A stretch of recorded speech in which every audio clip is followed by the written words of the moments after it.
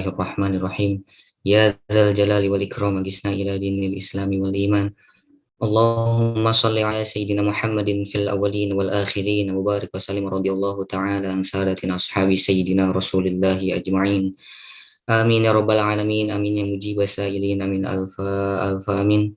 Hamdan syakirin, hamdan naimin, hamdan ni'amah wa yukafi mazidah. Ya Rabbana kal hamdu wa laka syukru kama yang bagi li jalali wajhikal karimi wa adimi sultani. Bismillahilladzi la yadurru ma'asmihi syai'un fil ardi wa la fis sama'i wa huwas sami'ul alim. Allahumma ighfir lana dzunubana wa liwalidina warhamhum kama rabbawna shighara wa li jami'il muslimina wal muslimat wal mu'minina wal mu'minat al ahya'i minhum wal amwat. Allahumma syrah lana sudurana wa yassir lana umurana warzuqna min haitsu la yahtasib. Allahumma arinal haqqa haqqan warzuqna ittiba'ah wa arinal batila batilan warzuqna ijtinabah. Allahumma ja'al barnamijana muyassaran mubarakan bi rahmatika ya arhamar rahimin. Allahumma sahil umurana wa sahil umura walidaina wa sahil umura usratina wa sahil umura jami'a hadza ya Allah Trisakti wa sahil umura asatidatina wasahil umura jami'al muslimina ammah innaka ala kulli syai'in qadir. Allahumma ansur lana mujahidina fi kulli zaman wa fi kulli makan. Allahumma inna nas'aluka ilman nafi'an wa rizqan wasi'an halalan thayyiban wa amalan mutaqabbalan wa shifaan min kulli da'in wa saqam. Kami tautkan namamu ya Allah dalam setiap aktivitas kami, berharap terbimbing dalam setiap langkah kami. Kami tautkan doa dalam setiap kegiatan kami, berharap akhir yang baik dalam setiap urusan kami. Alhamdulillahi rabbil alamin. Segala puji dan keagungan hanyalah milik-Mu ya Allah. Kami sadari segala yang kami miliki adalah milik-Mu. Dari-Mu semua bermula dan kepadamu juga semua pasti kembali. Ya Allah, berkahkanlah Indonesia kami, sejahterakanlah rakyat kami, dan jadikanlah Indonesia kami baldatun thayyibatun wa rabbun ghafur. Negeri yang aman dan sentosa, adil makmur dalam naungan ridha Allah subhanahu wa ta'ala. Bimbinglah kami ya Allah dengan hidayah-Mu, berkahilah kami ya Allah dengan takdir-Mu, dan jadikanlah kami ridha dengan segala pemberian-Mu. Rabbana zallamna anfusana wa illam taghfir lana wa tarhamna lanakunanna minal khasirin. Rabbana atina fid dunya hasanah wa fil akhirati hasanatan wa qina adzabannar. Bifadlika wa karamika subhanaka rabbika rabbil izzati amma yasifun wa salamun alal mursalin walhamdulillahi rabbil alamin. Wassalamualaikum warahmatullahi wabarakatuh.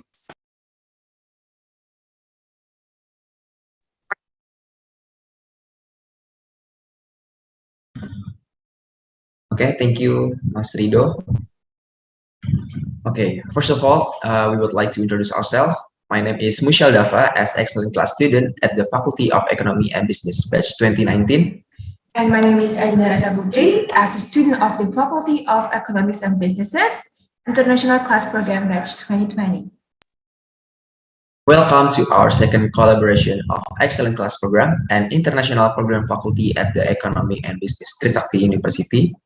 And the topic that will be discussed today is the Gen Z, the word is yours. Therefore, in this event, we will have in-depth discussion with three of our speakers who come from diverse backgrounds and are unquestionably very knowledgeable in their respective fields. First, we have Mas Bayu Hartoko as a CEO Telekomunikasi Indonesia International in USA.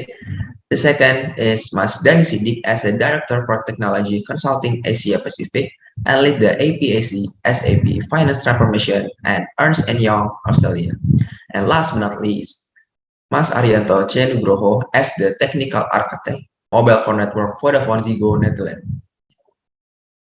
And now, we will begin our first series of event, beginning with the opening remarks of the Vice Dean of Development and Collaboration Affairs of the Trisakti University Faculty of Economic and Business. We're pleased to invite Bapak Profesor Asep Hermawan. The floor is yours.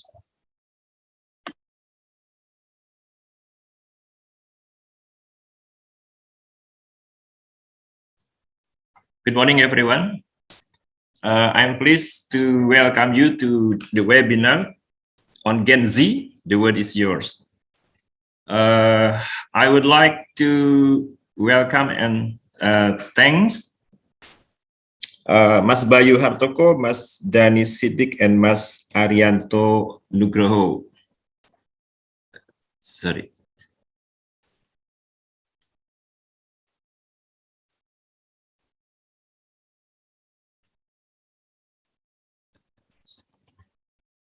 Yeah, the aim of this seminar, I think, is to share experience, knowledge, and views for our students and graduates to achieve a career path in foreign countries. Yeah.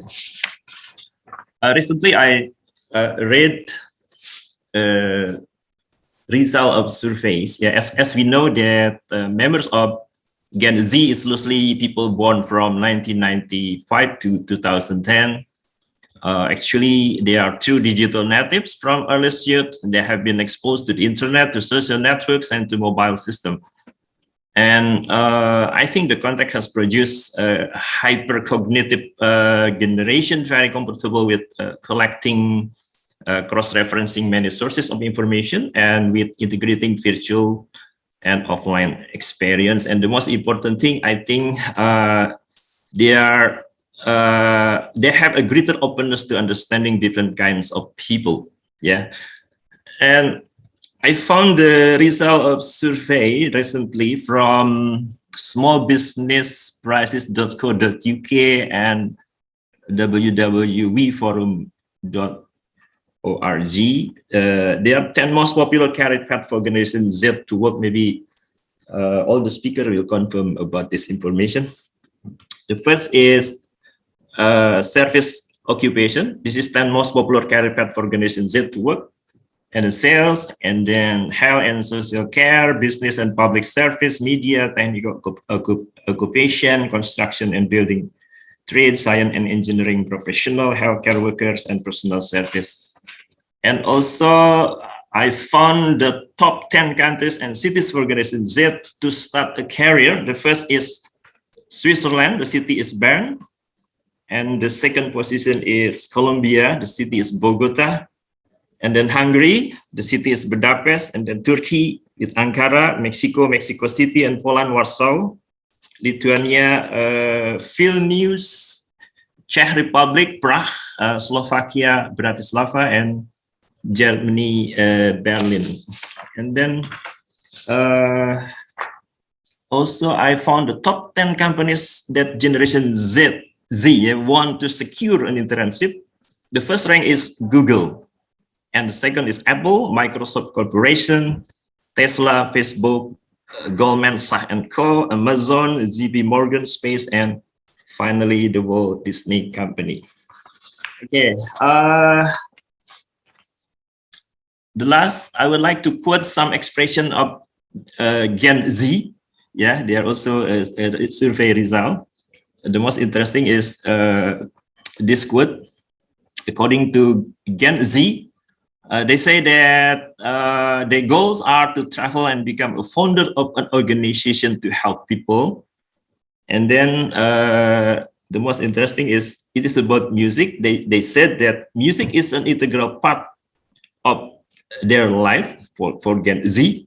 A day without music is a bad day. Yeah, Memdia maybe it is suitable for Memdia. Yeah, without music is a bad day.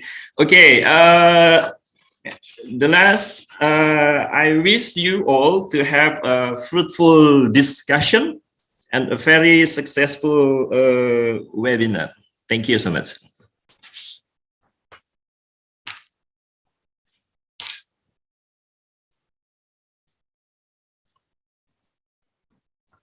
Okay, thank you, Sir Asep, for the welcoming speech. Participate in this photo session with us, where we will document these momentous of for the documentation session.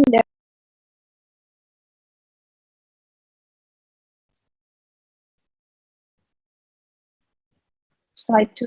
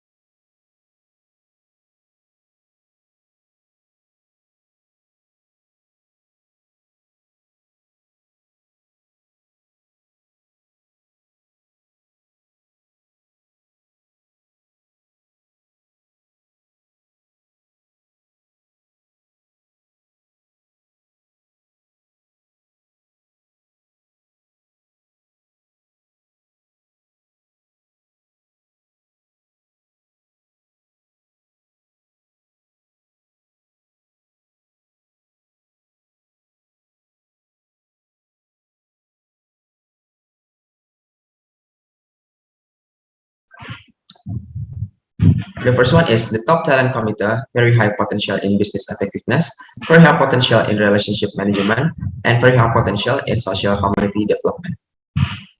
And 2 times best manager in 2019. And the employment record of the Mas Bayu is Mas Bayu has held several positions at telecom companies such as manager performance management, sub-coordinator integration management, sub-coordinator startup and community engagement, synergy project leader, CEO Talent USA, and VP Sales Talent HQ. So I will present Mas Bayu to present the materi. To Mas Bayu, the floor is yours.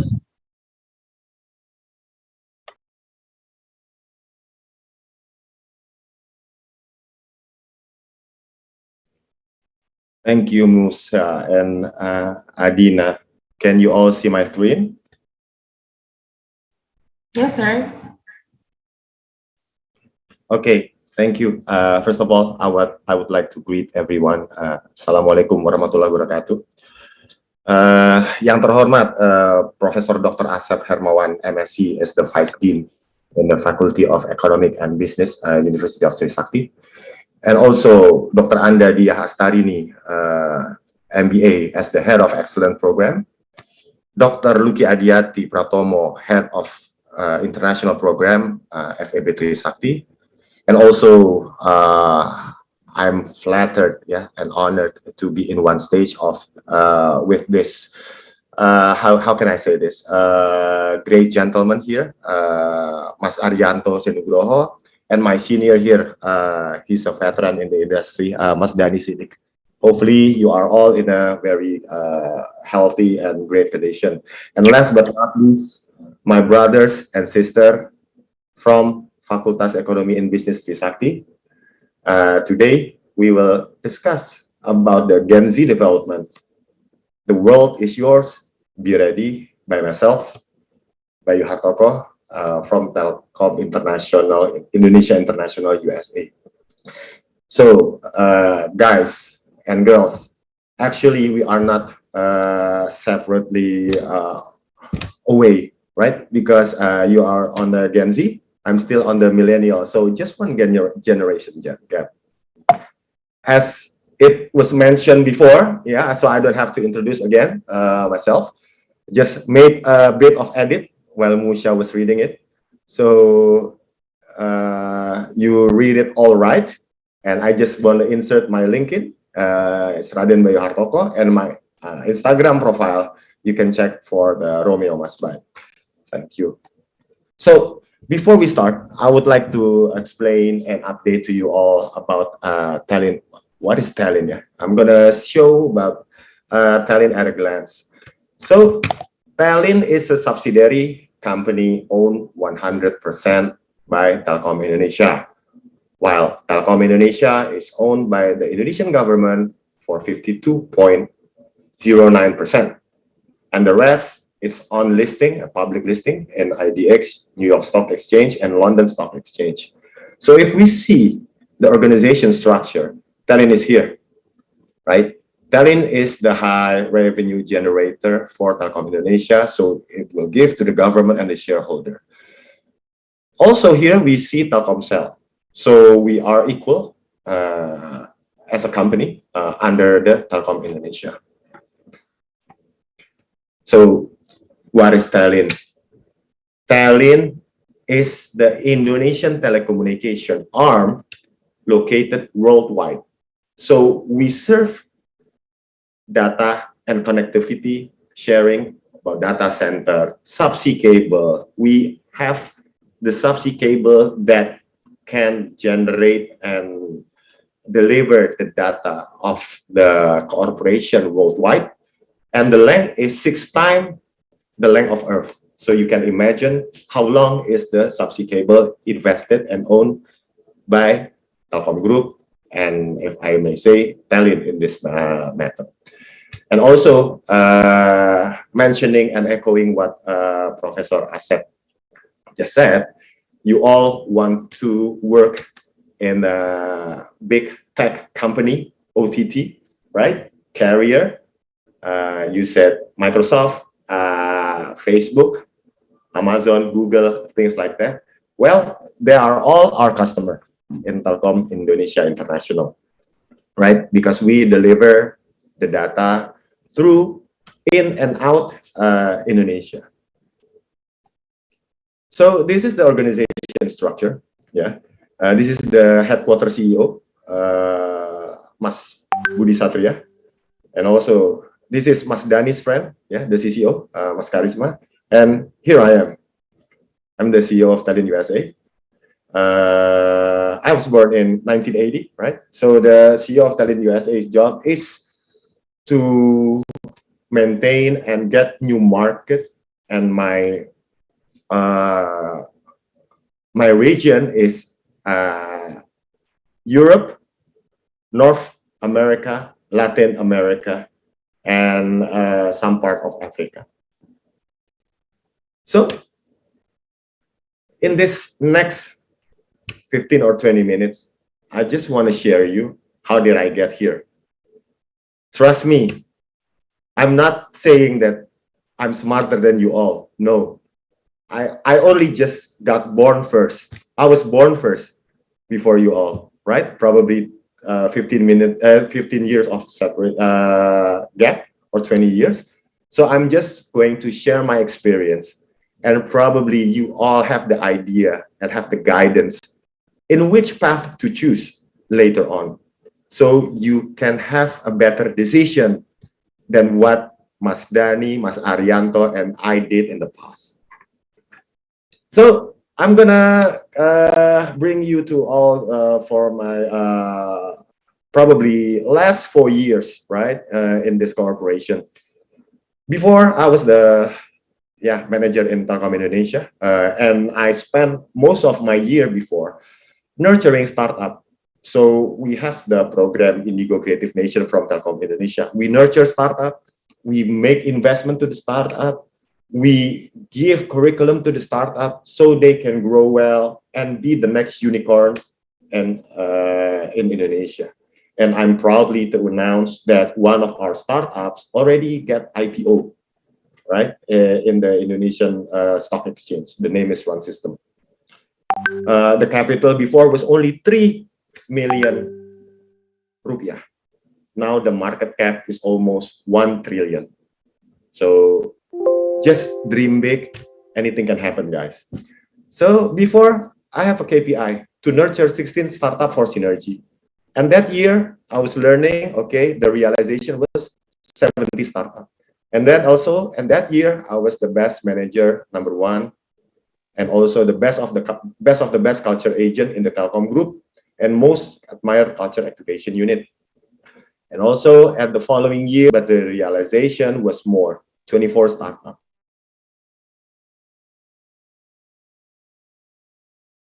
And all this price. And after doing the startup year, I was promoted to be the synergy project leader of healthcare and enterprise.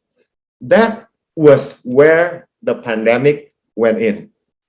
So I'm proud to say that my team and I, we innovate, as you know, and you're using every day, Peduli Lindungi. So we innovate Peduli Lindungi. Now it is being used by Indonesian citizen and some of foreign citizen who has probably having concern to go to Indonesia. So the social activities, why I'm sharing to you this, because sometimes we have to equip ourselves, right? Not only to fulfill the KPI, but also being active with other things within the organization. For instance, this one, I am the commissioner of the employee union, right, in Telkom Indonesia for Jakarta. This is the same in Trisakti. You also have Badan Eksekutif Mahasiswa, right? So for me, it's the same as them. So we have an option to be a nyebelin guy, ya, orang yang nyebelin, or we can be a constructive partner for the management within the company or in the foundation of the Trisakti. So it's better for us to be the mitra constructive, right? And I also had, thank you very much for this invitation. Before I had a speech about millennial development also from University of Indonesia, ITB, YAI, Tarumanegara, BINUS, and now from Trisakti, and I'm very glad. And hopefully later on, I can get a doctoral degree also from Trisakti or for the partners. So this is the thing. Are we fit for this job, right? These are the competence needed nowadays if you want to succeed in your career. So you have to know the business effectiveness. You have to know how to create and innovate. You have to have a good relationship management. Everything you do has to be data-driven decision, right? There are some terms like this. If you don't have a data, you are only a person with an opinion. So that's not going to be valid. You have to be good at analytical thinking, and you have to know the market. Yeah, alhamdulillah, I got all of those, right? Assessed by Assessment Center Indonesia. And this is also one of the example of duty when I was being assigned by the CEO of Telkom Group. This is Mbak Nana, ya, Najwa Shihab, ya. My challenge were like this. I never saw Najwa Shihab holding any brand. Well, the picture speaks for itself, brothers and sisters. And this is with the Indonesian president when meresmikan Halal Park in Senayan. This is with Ridiantara, and we went together to Busan to show the world what is Indonesia made of. We are extremely well in generating startups and digital talents, right? This is when I spoke in Gojek, Facebook Developer Circle, and so on and so forth. So guys, this is our session. What do you need to do in order to succeed? Of course, number one priority is to finish what you already start. It's your degree of education, your S1, and later on S2. Why am I saying this? And probably some of you said that, well, Elon Musk didn't say that. Elon Musk said that he doesn't mind if his employee, or he doesn't mind if somebody doesn't lose from university. Well, I can give you back like this.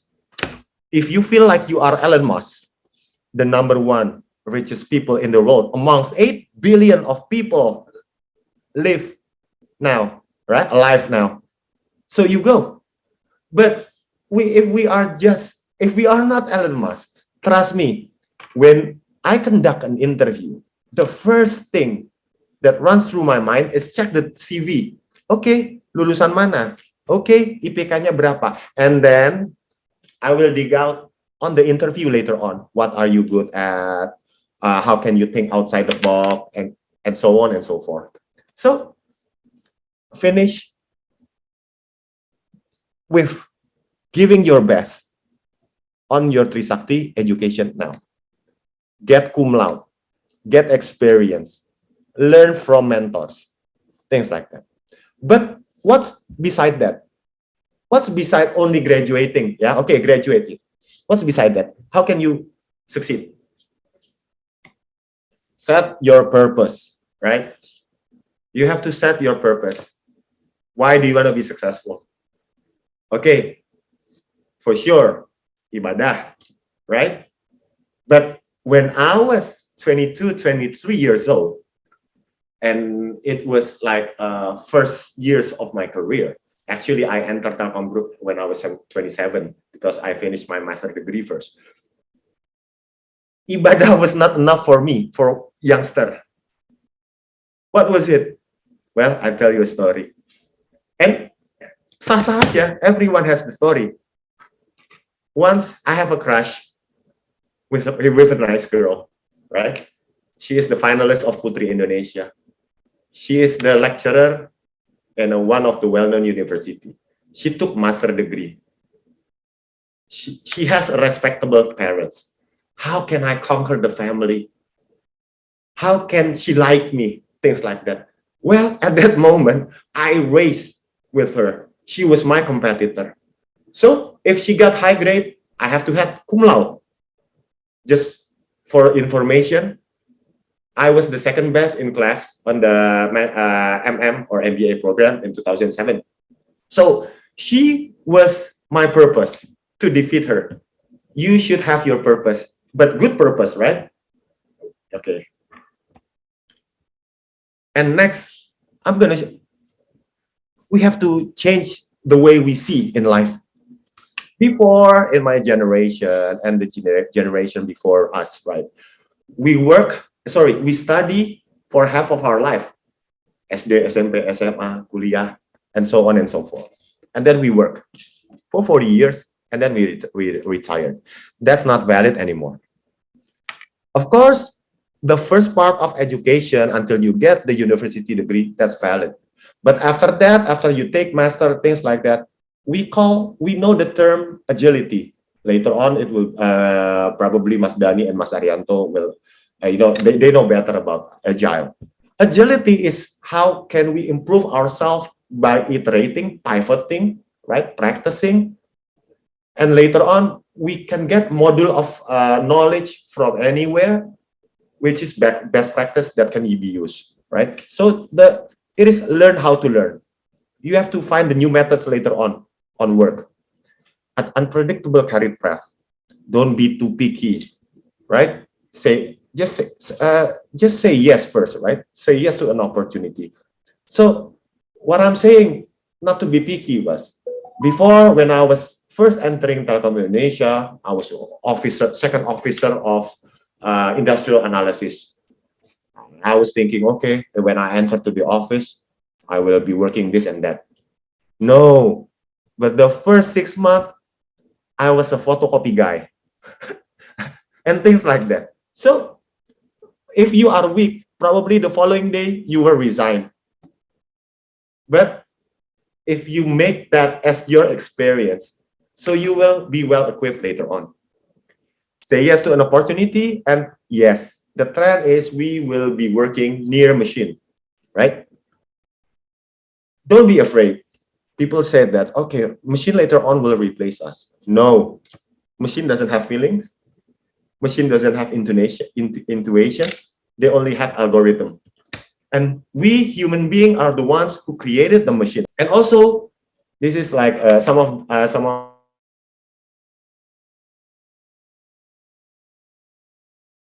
international class, and probably some of you also wanting to work internationally, like Professor Asep said before.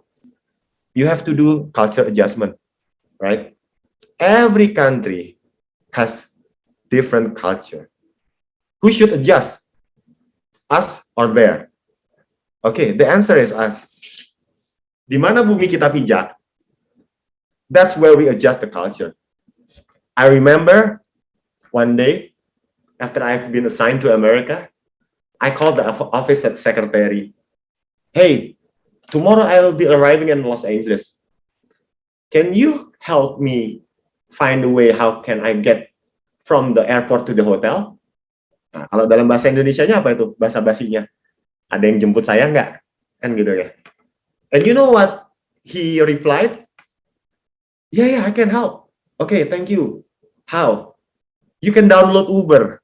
I was sebel but laughing at the same time. So in America, people are more independent, right? So, and also here, we cannot be in Indonesia doing many things. If I said to my team member, hey, can you please do this? They will easily answer probably, hey, but that's not my job. So what I'm saying is CEO is not Chief Executive Officer, but Chief Everything Officer, because we have to do everything that is not being done by our team member.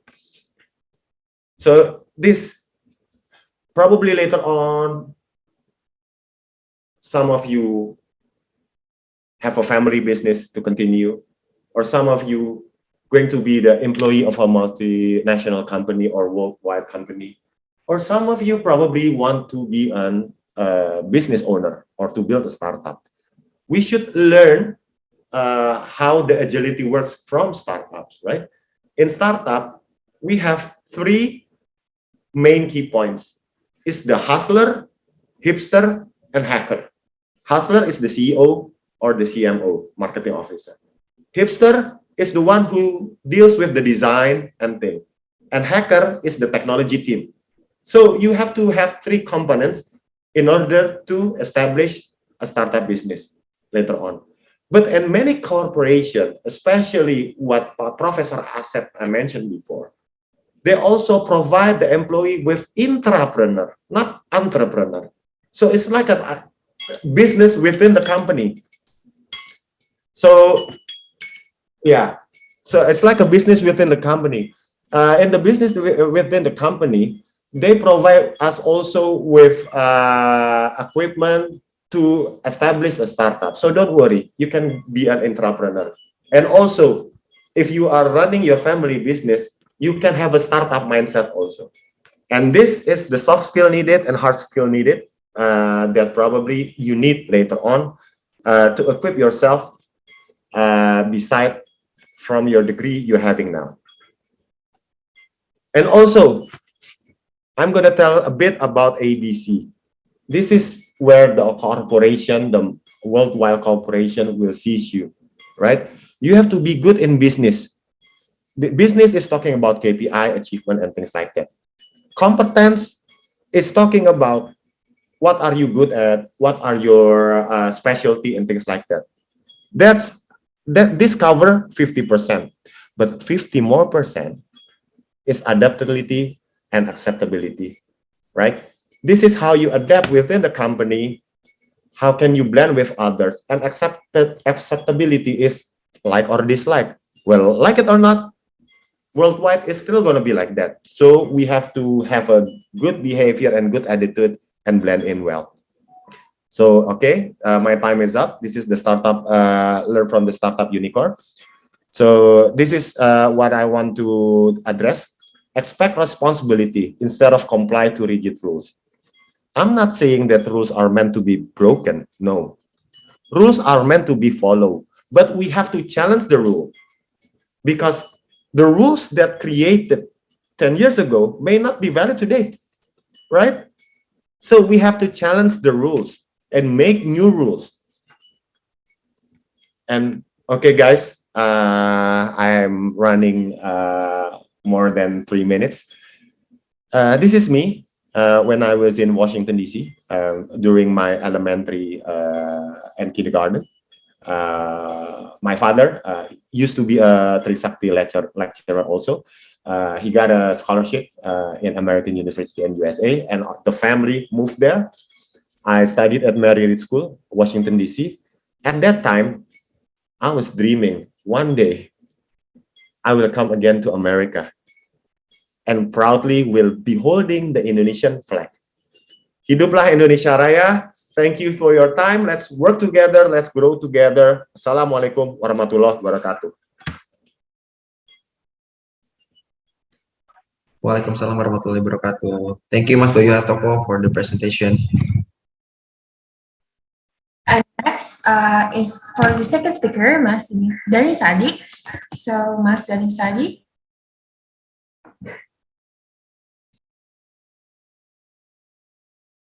Yeah, can you hear me now? Okay, before we start, I'd like to read CV of Mas Dani Sadi dulu ya, ma'am. It's Dani Sidik. Oh yeah, I'm sorry, Mas Dani Sidik ya. Okay. So Mas Dani Sidik is now living in Melbourne, Australia. He's graduated from Universitas Pajajaran, majoring in accounting in 92 until 96, and he joined the Center in 97. And in 2005, he moved to Center Australia, And he already lived in 9 different cities while on assignment. Wow, that's really interesting ya, Mas. Jakarta, Manila, London, Bandar Sri Begawan, Yangon, Perth, Singapore, Bogota, and Melbourne. He is an ANZ CAP Finance Participant, and in 2020, 1 week after lockdown, he joined the Ernst & Young Australia, Director of Technology Consulting Asia Pacific, and has now lead the APC CAP Finance Transformations. And it is interesting, yeah, that Mas Dani Sidik is sport enthusiast. He likes running, cycling, and tennis, and also do photography. So, Mas Dani Sidik, the floor is yours. All right. Thanks everyone. Assalamualaikum warahmatullahi wabarakatuh. Thanks for the opportunity to be able to share the experience, to share the story, and thanks also to the Asep and the other colleague from Trisakti University and Mas Bayu and also Mas Ari. It's very inspiring, Mas Bayu, but I don't prepare a slide like Mas Bayu, so I just want to share my story, right? So just to start with, I studied accounting in the University Pajajaran. I actually in the same class with one of your lecture, Ibu Ovi, and I was the president of the student union, Himpunan Mahasiswa for accounting, and I actually graduated with cum laude. So you can imagine that when I'm actually very active during my study years, and I'm also participating the international conference, and I managed to graduate with cum laude. And this is aligned with I think I actually happy to be in the second because there are some similar pattern with what Mas Bayu actually explained. I then joined Accenture. At that time, it was Anderson Consulting, and I actually part of Jakarta office, and actually after the graduate, and I actually even though I'm actually graduate from accounting, I use accounting as my basis, right? But then I said initially I want to be an auditor, but then my girlfriend or my wife now is also accountant. My 2 sisters are also accountant.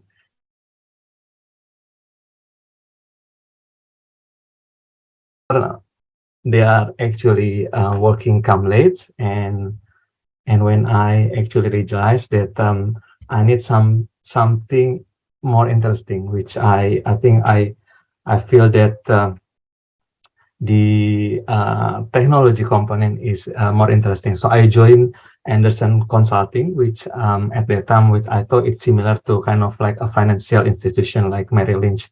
But apparently it's a technology consulting, right? And I thought that I can leave or come home early when I didn't select auditor company, but apparently I didn't come late, but I actually come the next day in the morning. So it was actually give me a different perspective, and I joined the SAP at the time is the SAP as a software for a company, a big company, and with my basis as a accountant, I actually being able to be an expert in the financial with being the expert. It leads me to actually open up the opportunity. So I'm able to be assigned, even though I'm actually based in Indonesia, but I was assigned to the different countries starting when I'm joining. And I think I was lucky, and it's not everyone was able to have the similar opportunities, but at least I think what I can share is basically when you know what you want to do, then you have to achieve that, right? So I spent 22 years in Accenture, 4 years in Indonesia, and I spent and I travel with my with I mean Accenture as a project based meaning that it's 1 year in one country, and then the next day is the next year is the different country to implement to help the client, and typically is a big oil company who can afford this software SAP, and yeah, I traveled to different countries, and the first time I actually joined Anderson Consulting, I can imagine, right? So you finish from Bandung, I joined in Jakarta, and then the next actually 3 months I was in Chicago, and then in the training center, I managed to watch at that time Chicago Bulls, and I was picked up by actually the limo, etc. So it's just actually blowing my mind. And then I actually after I work in the different clients, like a big oil company like Shell, Total, and also ConocoPhillips. I work also in Pertamina, so I specialize in oil and gas. And then I actually have the opportunity to move to Australia, and then I actually it was meant to be only a 2 weeks assignment, and today is a 17 years, right? So I will actually and then after 22 years, I think it's time to move on. My actually my senior the other partner in Ernst & Young, and I think I believe you all know this actually Ernst & Young, if you are in economics, they are providing they are actually accounting service firm, but now actually one of the for big consulting company like Accenture, Deloitte, and also KPMG, right? So yeah, so and I'm actually leading the technology consulting for the Asia Pacific, covering the Oceania, ASEAN, Japan, Thailand, Japan, Greater China, and also Korea.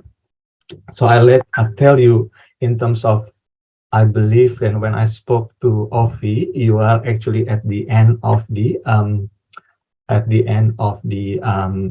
your study years, right? And then what needs to be prepared, right? So first is basically like what Mas Bayu, right? So first is you need to have a dreams, right? So dream. I'm inspired by my father. My father is a lecturer. He traveled around the world, right, giving lecture. He's a pharmacist, but he didn't pay anything. Someone actually paid for him. So I said I will be like my father, traveling, and someone will pay for me, right? And that's actually always be my dream, right? And then I think about, again, what should I do, right? And then when you are accounting, I'm an accountant by my education. I have to be the best, right? I have to be the best, and the reason is just like what Mas Bayu saying, right? When you actually, if I'm actually, no matter if it is in Indonesia or international company here in Australia or in other part of the world, same is basically, if you are accountant, you are expected to be a good accountant. you are expected to be good in what you are actually learning, right? But then that's a basic one. So as far as far leadership in Australia, I was part of the leadership that recruit actually student, the graduates, right, from Melbourne University, from Monash University. So I was part of the is either in the final, right, giving the approval to accept, or and then or I was actually I involved in the interview process itself. So what I actually can share with you is that one is you have, when you are actually student, and this is a time for you to actually to shine. One, making sure you're good at with what you learn. When you are accountant, when you are actually a management in the economics, in the management, you have to be good in that your current field, right? But then there are other soft skills that you need to actually experience during your study years. You have to be active, right? I cannot be what I am today, right, if I didn't do any activities during my study years, right? I was involved in many discussion in the organization, and what for? This is for you to learn how to interact, right? How to interact. There will be a conflict, and how you resolve the conflict. This is for you a safe place for you to be able to speak up, right? For you to connect with others, for you to networking, right? And the reason for that is I am always moved into different environment, right? This year I moved to a Shell. I work in the Philippines. I work with a different team from a different nationality. I work with the team from Holland. I work from the US, from the local Philippines, from the Asian, right? The next, actually the following year, I work in Total in Myanmar, right? Where this is a French company. The management is a French, right? But I have to work also with the local team. I work here in the Impact in Japan, a Japanese oil company. I have to actually, I was the one who actually I connect between the Japan leadership team and also the local Australian team, right? And then when I was in BHP, I led the team of I have 100 people like my team in Bogota. So Pak Asep mentioned that Bogota is one of the Gen Z objective to work for. So I work with in Bogota for of 2 years. So I always actually have a travel to Bogota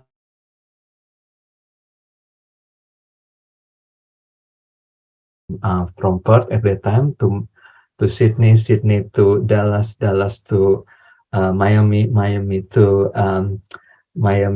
Bogota, and Bogota is I need to travel actually another 1 hour, and then after that 4 hours by SUV and guarded by with armed security guard, right? So you have to be flexible, and you have to learn this when you are actually in the study years, right? And then being able to adapt, right? You have to be outspoken, but you should not seem like you are arrogant.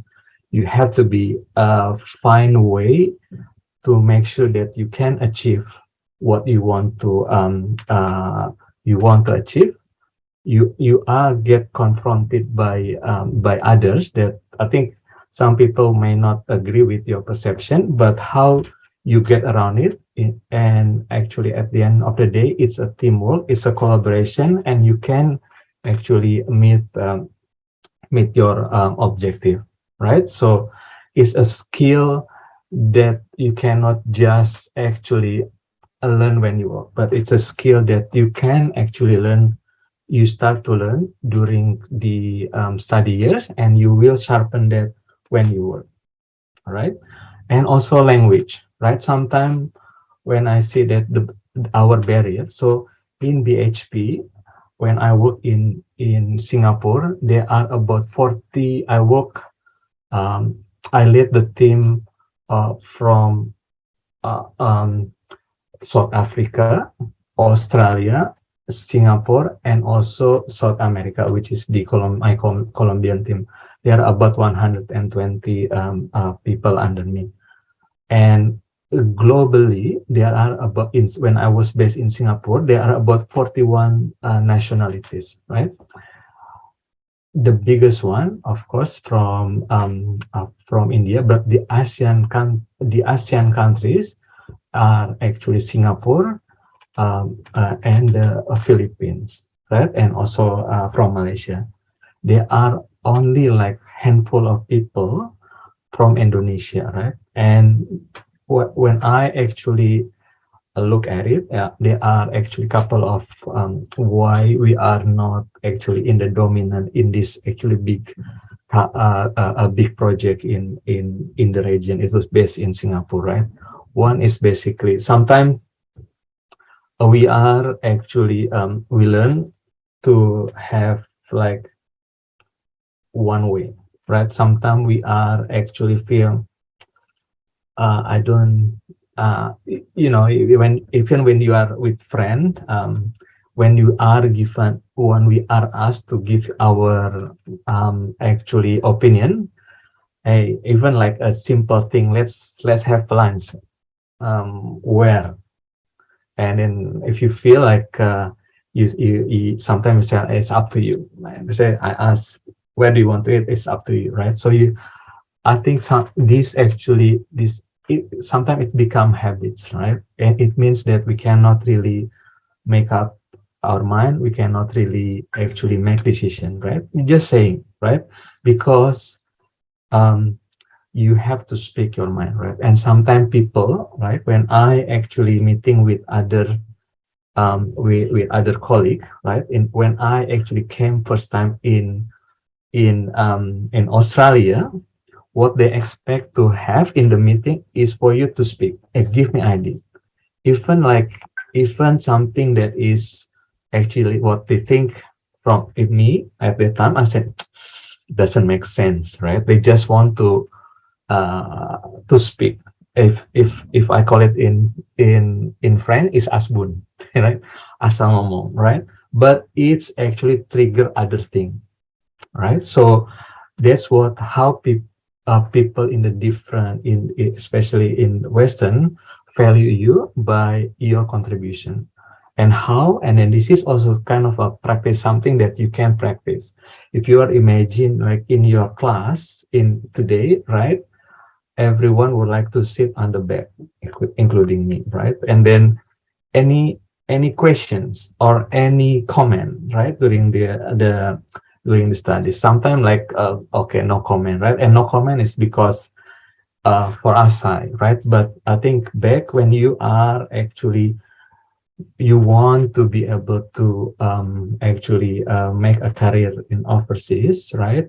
In the international, multinational, you have what they appreciate is basically your contribution, right? So this is something that you can learn. You can learn during your study years, right?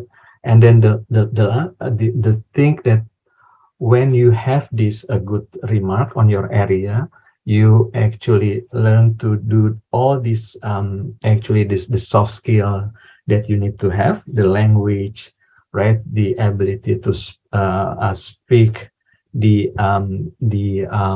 feel your confidence, right? And something that you can learn, you can sharpen during the organization or later on, right? But this is the place, this is now.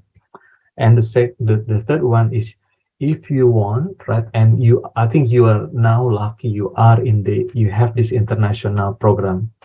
When I was actually in your age, that's the accounting and feeling that, oh, okay, I need to work in Pertamina, or I need to work in the accounting firm, KPMG, EY, etc. But I think again, your dream is actually you want to work overseas, and you have to find a pathway on how you want to be there, right? And one of the when I actually learn now is basically what can help you to actually work overseas. The easiest one is basically if you start in Indonesia, work as actually part of the multinational company, right? Same like myself, right? I actually joined Accenture Anderson Consulting at that time. This is a biggest technology consulting, right? So it's easy for me to, and the way that they operate in other countries is make it easier for me as an Indonesian to work overseas. The company will actually support you, right? So starting, and of course, right, you have to be known on something, right? Meaning that you are from finance, you are from a different background, but you have to know, right? So meaning that, oh, if it is finance, oh, there must be Danny. Hey, Danny, there is a project in Australia. Do you want to join? Yes, of course. Why not? Hey, Danny, there is an issue. Can you help? Yeah, something like that. So you have to good on something, and then the company will consider you. Okay, so imagine that that's what actually make me wants to work hard, because I want to work in, I want to get an overseas assignment, right? I didn't actually have the intent to move to a different country. I want to be in Indonesia, but I want to work in overseas, right? And it happened, right? I was assigned to London. I was assigned to different countries, and I can actually always actually return, right? There's also fly back. So I work in Philippines, in Manila, and every 2 weeks I actually flew back to Indonesia. So and then when I have traveled to many places, and I was assigned in Perth this is in 2005, and it's meant to be 2 weeks. And because I actually delivered what they expect to deliver, the clients like me, right? And then it doesn't matter, right?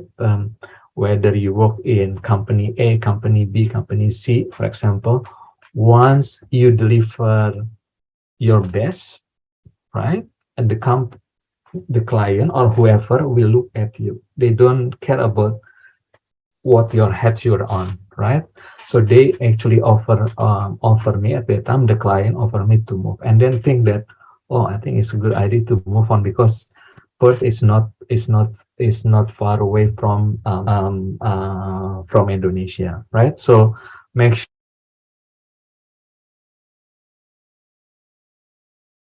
sure on how to make it easier for you to give your opportunity for you to actually work overseas, right? And the multinational company is something that you can start with, right?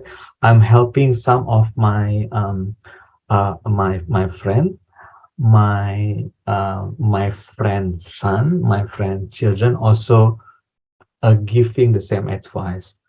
Be good on what you're doing.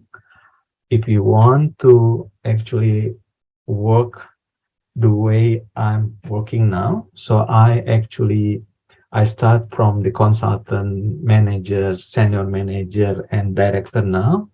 It's not an easy way, but to make it actually easier is to start with the multinational company, right? We give you actually an easy vehicle to work, and because it's not always easy to work directly at overseas, right? Because you have to have a work permit. But when you start with the multinational company, this multinational company will manage it for you. You don't have to worry about visa.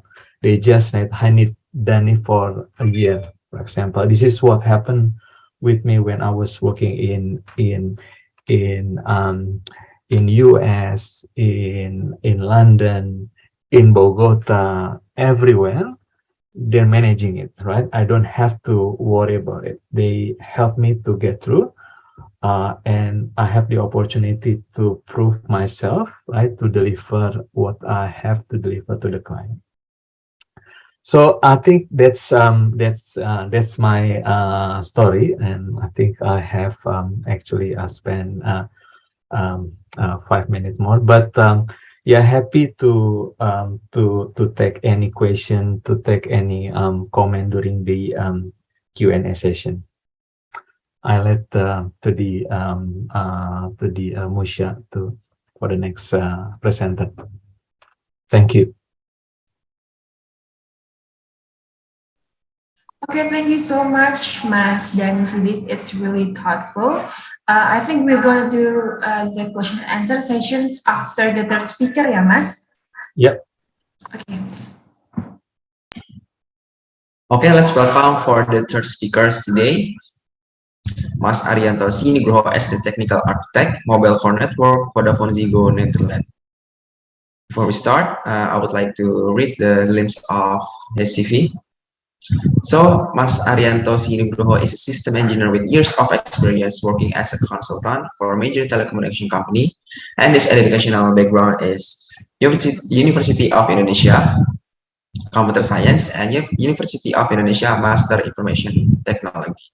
So, Mas Arianto has several specialty, which is core switch network signaling, Mavenir's diameter signaling controller, net numbers STP, Linux OS.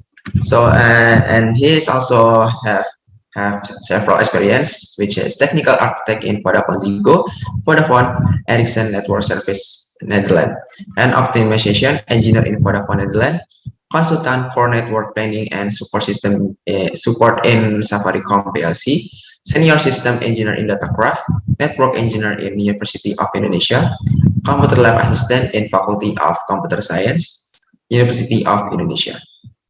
So that's all. To Mas Arianto, the floor is yours. Hi, good morning, everyone. Thank you for having me. Thank you for to Trisakti University for inviting me. So let me share my screen. Can you see my screen now? Or not? Sorry. Have you seen my screen? No, not yet. Not yet, Mas Ari. Yeah, maybe now. Okay. Sorry. Yes. Yeah, thank you very much. So probably compared to the other two speakers, Mas Bayu and Mas Dani, I'll probably the least impressed one. But basically, this is my story. So if I like to share my experience or my story, I'll probably divide it into this chapter. So the pre-2006, and then my time in Datacraft Indonesia, and my time in Safaricom Kenya, and then what I'm doing now. So in the last 10 years, I've been living in the Netherlands, yeah. And then I don't know, in the future maybe I move to Mars, like what Elon Musk wanted. I don't know. So here, this is my story right now. So if I go to the next one, sorry. Yeah, pre-2006. So unlike Mas Dani and Mas Bayu, I'm not a very good student. Yeah, I wasn't a very good student. Where Mas Dani is a cum laude student, I was not. I was for my bachelor degree, I took 6 years. Yeah, so the whole 6 years that was granted to me, I took all of them.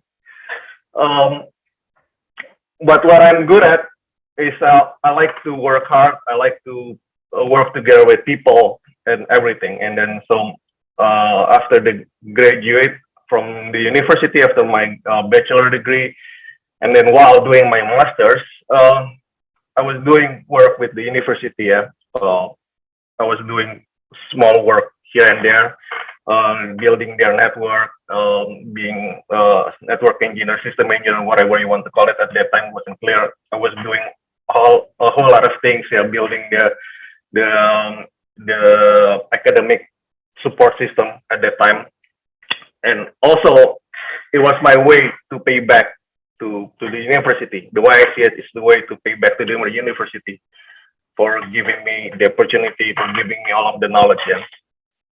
And then the other thing that given to me at that time was that by working at the university, it was a way for me to apply what I've learned in a very low risk environment. Yeah. In the university, if you do something wrong, it's not world shattering things. Yeah. You do something wrong, but it's not going to break anything else. Yeah. What is important there is that you build your network of professionals. Yeah, you meet with people, you meet with people from other universities and everything. Yeah, so that's the foundation of all of my work until now. And then on the last early 2006, I was given the opportunity to, at that time, also working with Telkom, actually, probably not Telkom International, but Telkom Indonesia. At that time, there was a program from the government to build a network, a research network between the national university, so between UI, between ITB, Met ITB, Met UGM, and other universities. So we have to build a national research network. And then because Universitas Indonesia and ITB was one of the university that was ready in terms of computer network, we were the main architect of it. And because of that, I was one of the main actors of that builds the network. And from there, I met with someone who later on gave my name to a manager from Data Indonesia, and I got called saying that I got your name from this person, and then it seems that you're an interesting person. So can you come to us and we have a chat, and then see if you're interested in joining us. So yeah, that's the story. And then basically I moved to Data Indonesia, and that's where I called my first professional work. While I was in Data Indonesia, I was assigned to not Telkom, but a competitor, not Telkomsel, but a competitor to Telkomsel, but one of the three biggest operators. Yeah, probably if you look at my CV and LinkedIn, you know what it is. But basically, that's the first time when I was doing high value and strategic tasks. Yeah, so doing really national important work. Yeah, and that's where I met with. The bit of the downside is that it was a 9 to 5 work experience, but 9 a.m. to 5 a.m. in the morning. So the next day. So I don't know about you, but at that time, but I think even until now, working in Indonesia, it's like you're working for 24 hours. Yeah. So you have to be, especially for me at that time, because I was really the specialist from where I'm doing. And then because you're serving national work network, I have to be ready 24/7 to be called at any time, literally. There was even one time when it was Idul Fitri, where I'm a Muslim, so everyone was expected I will be on holiday. But no, there's a problem in the network, so I got called into the data center to fix the network. So yeah. It's really hardship, yeah. But the upside is that during that time, I was introduced to a technology that later on becomes my signature skill. For the next decade, it becomes my signature skill. Literally, when somebody thinks about that technology, they'll probably think about me. So that becomes my signature skill. And then the next phase of my work, it was 2010. I don't know if any of you remember, but in 2010 we have the World Cup in South Africa, and obviously at that time the theme song was from Shakira. Yeah, it's time for Africa. And so when I got a call from again, I got a call from a headhunter at this time, a headhunter saying that yeah, we have an opportunity in Kenya. Are you interested? So yeah, sure, let's have a call. And then funny enough, he called me because previously he called one of my clients. One of my clients in that I work with when I was in Datacraft Indonesia. And then he at first he offered my client the opportunity, but my client said, yeah, unfortunately right now I'm working in Qatar, so I'm not really interested, but you can just call Arianto. I think will be perfect for him. So I got a call because I got the work, because previously I was working with him in my previous work. Yeah. And then I just saying that yeah, I guess the Shakira is like, oh, it's time for Africa, so let's do it. Yeah. So Africa was my first experience as an expat. It was a way for me to see life from a different perspective. Yeah, you know how Africa is, so it's a way for us to see life from a different perspective. At the same time, it's a way for me I could enjoy life. Yeah, doing safari and everything. But the most important part is that it's about proving your worth and capabilities. Yeah, like I said, I had a signature skill that was known to me, and that this is the part where I need to show it. Yeah, and this is the part where I need to show that I'm really worth it. Yeah, and then Africa was also the part where my first daughter was born. Yeah, so that was the story about Africa, and this is the part where I am right now. It's Europe. Yeah. How do I get here? Well, it's also a bit of looking at opportunities. So in early 2012, there was a big incident in Vodafone Netherlands. One of their data center got burned down. Yeah, so there was an incident. The data center got burned down. So literally they lost half of their capacity. Yeah. So at that time they were hiring a lot of people to rebuild their network. Yeah. And then I was just one time I was browsing around the internet. Yeah. And I saw the opportunity, and I just called them and said that I saw this opening, and I like to apply for it. And again, because of my signature skill, I got the job. Yeah. So here in the Netherlands, it's about putting together all of their experience that I get from during my time in the university, during my time in Datacraft Indonesia, and during my time in Safari in Kenya. Yeah.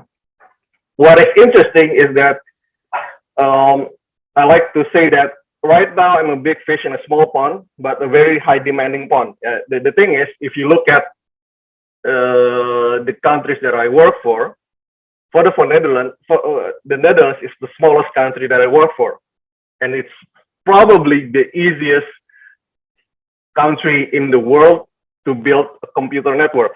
A telco network. Yeah. If you compare the Netherlands and Indonesia, for example, if you want to build a telco network in Indonesia, if you want to pull, Mas Bayu probably knows better, if you want to pull a fiber optic cables across Indonesia, you have to go across the mountains, you have to go across the jungles, you have to cross the oceans, plus all of the non-geographical and political problems. That's in Indonesia. While in the Netherlands is so small, it's mostly land. There's no jungle, there's no mountains, so you can actually pull fiber optic cables from one end to another in less than 1 week, probably. So it's that easy to build a network in the Netherlands. But because of that, it's a very high demanding customer. Their customer is so used to have an excellent network, but even a 1 hour or even half an hour downtime, it will be a national chaos. Yeah, there was one time when our network had a problem. It is just a few hours problem, but because of that, we got a complaint from one of the hospital that they have to postpone a very strategic surgery, because the plan was to have one of the specialists to call in via video conference to do the surgery. So the specialist was not in the hospital; it was somewhere else. Yeah, but because of the problem that we had, they have to postpone the surgery. So that's the high demand everything. Now, unlike what my experience in Indonesia, here in the Netherlands, it's a really 9 a.m. to 5 a.m. 9 a.m. to 5 p.m. working experience. Yeah. So here in the Netherlands, they really value your personal time. Even at 4:30 p.m., if my boss call me, he will say, "I'm sorry to call you very late, but I need you to do something for me tomorrow, not today, tomorrow," because he knows that it's already approaching my personal time. After 5 p.m., if my boss call me and I don't pick up, nothing will happen. For them, it's your time. It's your decision if you want to pick up if you want to do business or not. Yeah. And then it's quite normal also in the Netherlands, where your colleague in the office is just your colleague.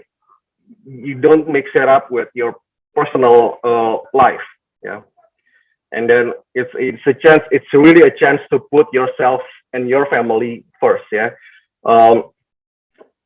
If there's something happening in with your family, I just need to call my boss saying that, yeah, unfortunately my kid is sick, so I need to I cannot come to the office, or I cannot join this meeting. I said, no, your family is first. So you do what you need to do. I'll handle the rest. Yeah. So it's a really different experience.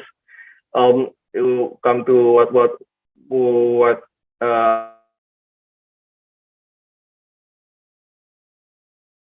now, a big takeaway, like what Mas Bayu and Mas Dani already said, dream big, but take small steps.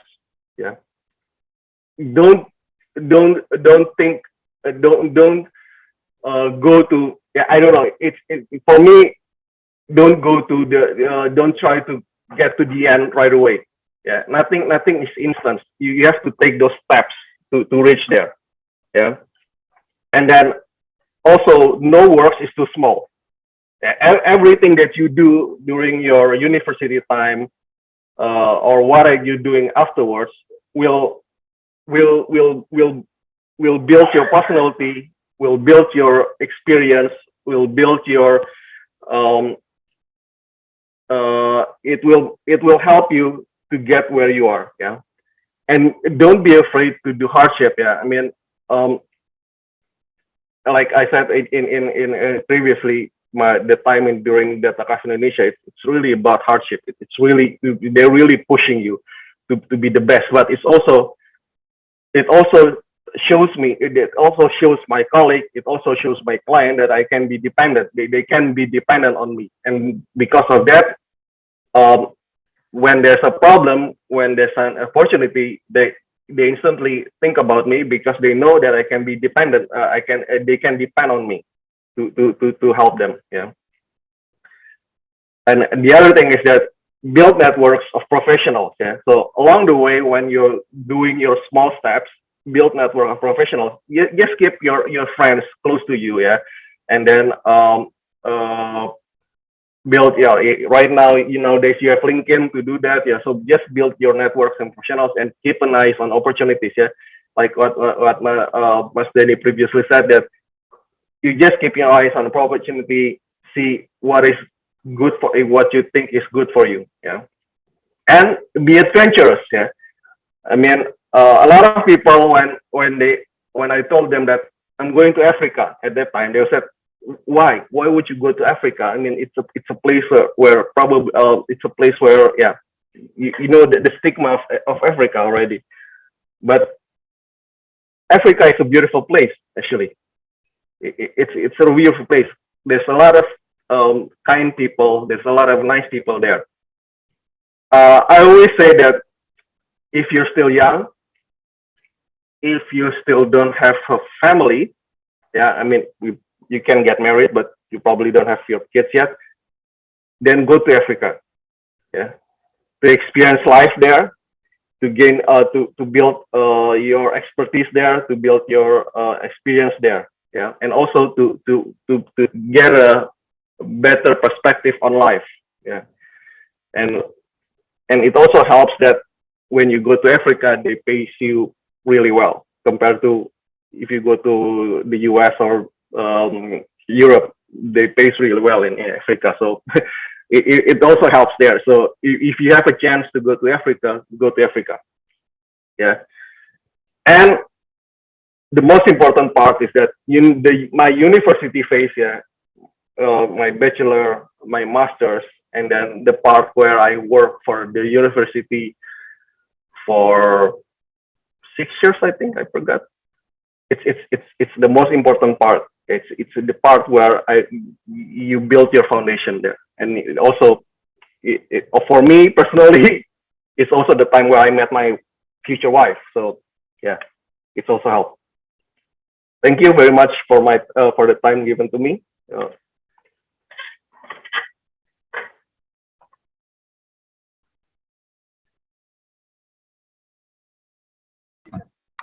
Okay, thank you, Mas Arianto, for the amazing presentation.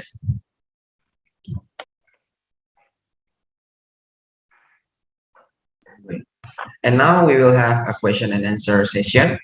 For all participants who wants to ask question to our three presenters are welcome to send the question via chat column or by using raise hand feature to give the question directly to our speakers.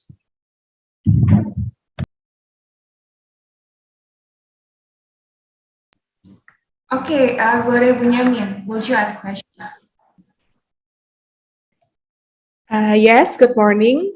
Firstly, I want to say thank you for all the speakers for giving the great material for today and the great motivation. So I'm Gloria Bunyamin. I'm from International Class Trisakti. I want to ask a question to all the speakers. It's general. Do you think the privilege, people nowadays talk about the privilege of somebody, how somebody gets successful. So do you think the privilege is the main thing, or it's affect our successfulness, or can you give us any opinion? So thank you for the question and for the change.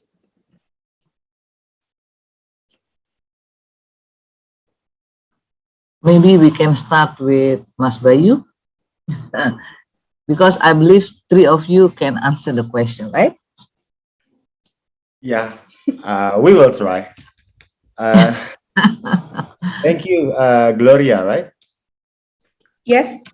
So your question about, is it true whether a privilege may affect the successful in life, right? For instance, if a person doesn't have anything, he will start from zero, and a person have a privilege from the family, he will start at probably level 5, like that, right? Yes, right. I think the answer is yes and no. Yes, it's nice. It's nice to have a privilege. Yeah, so you can have a jump start. But I'm gonna give you a data based on my experience nurturing startups. Many of us startups fail. That's the way it is in the industry. If we learn about Eric Ries' book, and the name is of the book is The Startup Way, 1% of the startup will become the next unicorn, 5% will succeed, 90% will fail. For those who are failing, right? Sorry, I put it this way. For those who are succeeding successfully, it is because they have a great fighting spirit. So sometimes a privilege can be a backfire for you or for someone who has that privilege, because they feel like this: don't worry, I will try. Daddy's gonna put money on that. If I fail, I'm still rich. Daddy's still rich. That's privilege. If it's mistakenly used. So that's what I call safety nets. Sometimes safety nets jeopardize our spirit to succeed in life. Thank you. Thank you. Maybe Mas Ari. Yeah, I have to agree with Mas Bayu. Yeah, it's a yes and no. Obviously, having a safety net or a privilege being it's a good start. Yeah, being able to start 5 steps ahead from your competitors is already an advantage. Yeah, being able to have the experience of your parents, it's an advantage. Yeah, but then again, yes, I agree with Mas Bayu that if you don't use that correctly, if you don't improve yourself, if you don't do the hardship, if you take things too easy, then it will backfire. Where the guys who are starting behind you, yeah, they already doing the hardship. Yeah, they already have the experience to fight to reach that point. So maybe they will survive. And probably it will take longer for them to reach your stage. The stage of that 5 step will probably take longer. Say probably take 3 years, 4, 5 years longer, but they will probably reach the end point earlier. Yeah. So the hardship, it's for me, being to have this, yeah, like what Mas Bayu said, yeah, the fighting sport, yeah. Having an advantage is good, but then you still have to.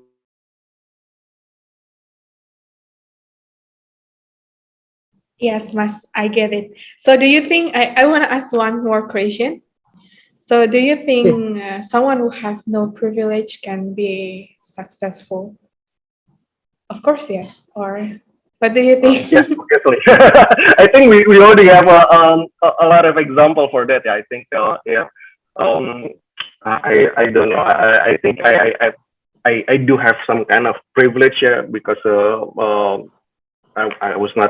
I was not born poor. Yeah, I wasn't born poor, but I'm not going to say that I was born rich. Also, I was in the average level, so I have some kind of a privilege.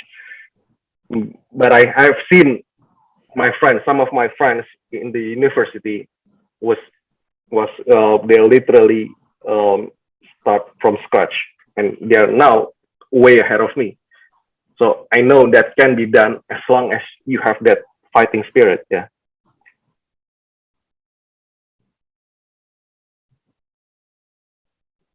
Oh, thank you so much for the answer. Thank you so Mas much Bayu. for the answer.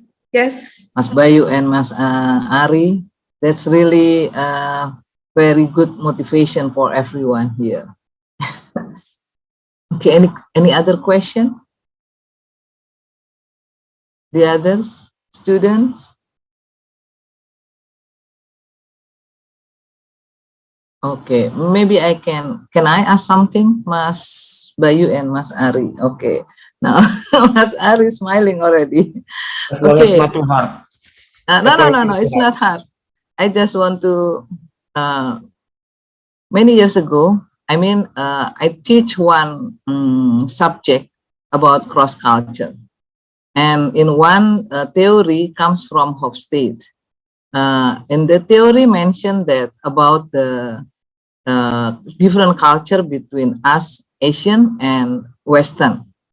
One story mentioned from Mas Ari.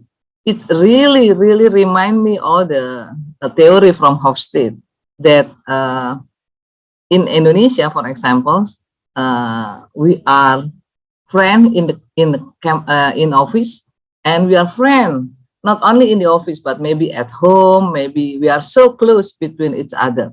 But in Holland, exactly from the Hofstede country, the situation are very different.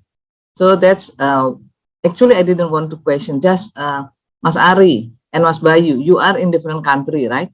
Mas Ari absolutely from the Hofstede country. So the story it seems really exactly the same, yeah.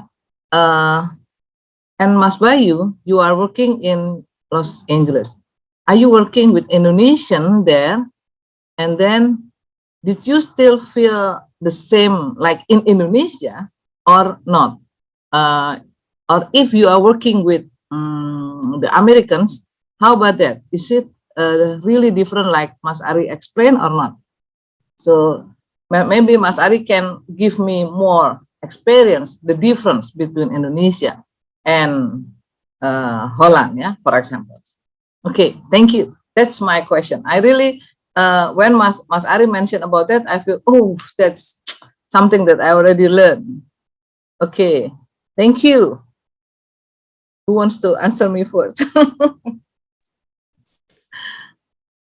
Yeah, it's a totally different countries. Yeah, at least from the Netherlands and Kenya and Indonesia. Yeah, Kenya is much more like Indonesia. Kenya is much more like Indonesian, where the people are much more friendly, and then after let's just say that after you are friends in the office, but you are friends outside the office. Yeah. Where in Netherlands it's not like that. It's really like I get if you're friends in the office, that's good. But once you are outside the office, you can be friends with them. It doesn't mean that you cannot be friends with them. But normally they will have their own life. Yeah, they're building their own life. They're probably build friendship with when you go to a sport club or whatever. Yeah. So they really like to differentiate their professional life and their personal life, yeah, which is good and bad in two. Yeah, it is what it is. Yeah. The other thing that is strike me the most, probably it's a bit hard for me when I first came here in the Netherlands, is that it's this time is different. With the Netherlands is a bit unique. It's different from Germany, for example. In this case, in the Netherlands, even though you are you have your manager and your there, but they are for them. Okay, I'm your manager, I'm your CTO, whatever. But for me, you know your work better than you know your work best. That's what. So, for example, they will put themselves on the same level as me. Yeah. So I don't, for example, I don't call them sir or whatever. I just call them with names, and it's really difficult for me at first to do that. and then I don't even call him Mister. No, we just call him name, right? And then one other thing is that in the Netherlands, people are very direct.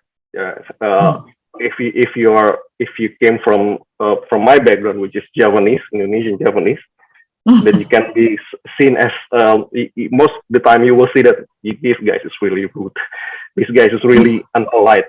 but it's just because of the directness. There was one time that one of the feedback that I get from my manager during my early yearly KPI session is that his feedback was that you're too polite. Yeah, you're too polite. I know. I remember you're trying to criticize someone, but you do it so polite that that guy doesn't really get it. Oh. So Okay. so it's something that you need to really shift the way you think, really shift the way you work. Yeah, I mean, and for them, it's you criticize them during work and during that time during the meeting, and it's over. Afterwards, things are back to normal. Thank you. Thank you, Mas Ari. So, Mas Bayu. Mbak Luki, can I ask the question? Okay. Pak Prof, can Yes, you I really surprised about the result of the research regarding Bogota in Colombia, as one of the favorite place for Gen Z to work, because people perception that Colombia is full of drug dealer or something like negative perception maybe. Maybe Mas Dani or Mas Bayu or Mas Arif. Ya, Pak Asep Dani, ya, dengan Dani. Sebelumnya Sesama alumni Dani. Iya. Ini maaf,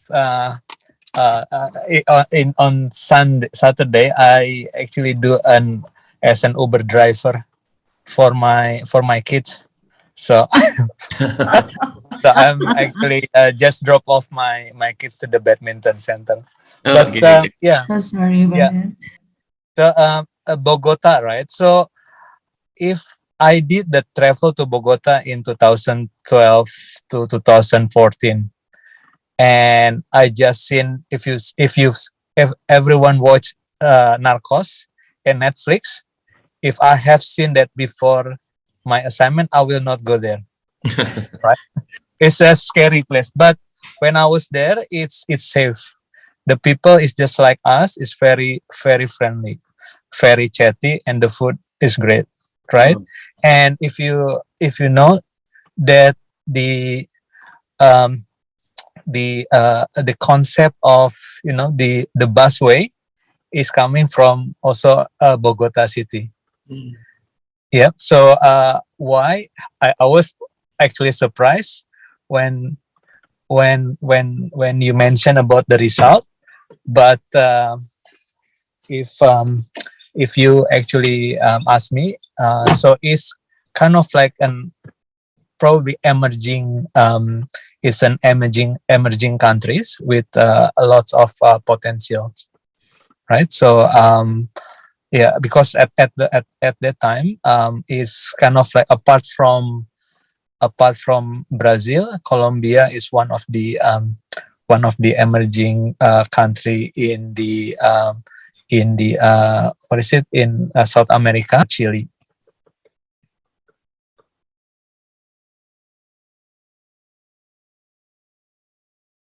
I live in Melbourne. I used to live. Another question is why Australia has become one of the country that the Gen Z don't like to stay, according to the survey. Oh yeah, I think I don't know, but maybe it's because the cost of living here is very expensive. Okay. But I think to me the working place in terms of how you live in, I think it is a perfect. To me, it's giving the opportunity. These infrastructures is amazing. The opportunity, the diversity is also much better now. I didn't feel like any especially when you work in the in this big company, multinational company, right? I don't feel any like segregation. I think at the moment is like they want to have like feel everyone feel inclusive. And like Accenture and EY, they are number one in the diversity or inclusivity companies. Okay, thank you, Mas Dani. Yep. Enough, Mbak Lucky. Thank you, Prof. Now, before we move to, I think I saw the question, but I think I still need one answer from Mas Bayu. Do you still remember my question, Mas Bayu? How the if you are when you are working? Yeah. Thank you. So yeah, like I mentioned before, I also experienced culture shock, right? And trust me, guys, brothers and sisters, before you go to overseas, you have to know the culture first. That was my mistake. I didn't know the culture. So in America, because I find the gesture in Indonesia is beautiful. For instance, me and my team, sometimes if I want to know how they are, or after they came to office after the long illness, flu or something, I rub the behind, right? Biasa punggung gitu ya. Gimana, udah sehat ya? Are you healthy or not? And America don't do it. They will say it's sexual harassment. They will say like, in Indonesia, you say, hey, you look nice. You look nice. Or you look handsome, you look beautiful. It's like a daily thing. And America don't do it. They will report to you. Yeah. But the thing is, sometimes, because Alhamdulillah, I have the authority to change my company culture, right? In America. So yes, first time I follow them. But I also explain the beauty of the Indonesian culture. When I say this, it means this. We don't work 9 to 5. We work until night if it's needed. Things like that. I give understanding to them also. So now we meet in the middle, because sometimes that's what I just update to you was only the not a good side for the American culture. But the bright side is everybody's equal, right? And team leader, everybody's equal. That saya pengen pertahankan itu, because now I'm learning also how to be the partner, team member, right? That's the good thing about America. You become more independent, even though you lead the team. Nggak bisa dilayani, nggak bisa diapain. It's okay. It's a good lesson for me. And for all of you future leaders, Trisakti later on, give it a shot. Go to America. You will love it. Thank you. Thank you, Mas. Okay, MC, there are some questions. What about Australia? Yeah, what about Australia? Here from Dani's point of view. Mas Dani. Because the name is changed, so I'm confused. Sorry, Mas Dani. Yeah, nggak apa-apa. It's okay. Any question for me? This is about culture shock, Mas Dani. Culture shock. Yes, about culture shock in Australia when you are the different culture. Sorry, can you hear me? Yes, we can hear you. All right. Mas Dani. I think the culture shock is, I think just like what Kedengeran nggak? Yeah, kedengeran. Can you hear me? Yeah, we can. Please. Okay. Yeah, I think the culture shock is. I used to work in the different teams, right? So I don't actually, and I feel like I can easily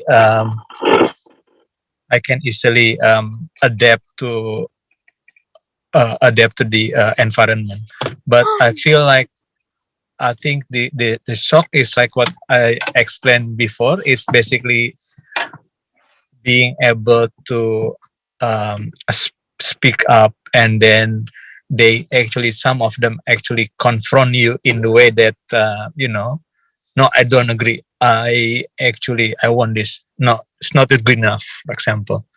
But I think we have to, some people feel that it's personal, but to me, I think they talking not about my personality, it's just about the work, right? And then we can always kind of like solve it, right? And solve it is meaning that is in or out of the room, right? So because we are actually, like what I say, in Indonesia, usually you are actually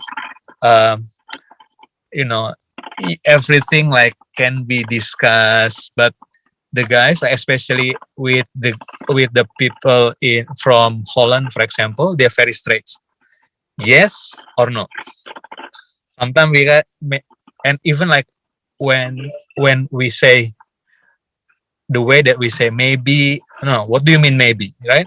Is A or B, it's not C, right? So it's just have to be in the meeting, you just have to be straight, right? I want you, right? So it's not like, usually you should not actually mention about we should do better, right? But what they said is that, what do you mean we? It's you, right? So when we say that we have to go better, and sometimes it refer, you have to do better, yeah. And because also, and the thing is, I'm also coming from like Pak Asep, right? Is sometimes I have to translate from English to Indonesia and then to Sunda. So it takes like things like to and I am actually usually I want to contribute, and I want to contribute right. So I have to like thinking, and then which as Australian, I just speak what I feel, right? Even though it's Asbun. Okay. Thank you. Now, MC, please. Okay, thank you, Mas Dani Sidik. Actually, we have a question left, yeah. There's a similar question from Kylie Hartono and Sophia. So they want to ask what has helped you get where you are, and what advice would you give to someone, especially us, the Gen Z, who wants to set off in a similar direction with you guys. So perhaps Mas Arianto want to answer first? Yeah, I think I mentioned it before. Yeah, nothing is instant. Yeah, you have to do your steps. You have to do your small steps. You have to do your hardship. Nothing is instant. You cannot just go to the end point. It's not like making Indomie where you cook waters for 5 minutes and then you get the food. No, even Indomie is like 5 minutes, right? So you have to do your hardship. And nothing is too small. You do your part and you'll get to that point. Yeah, just don't look at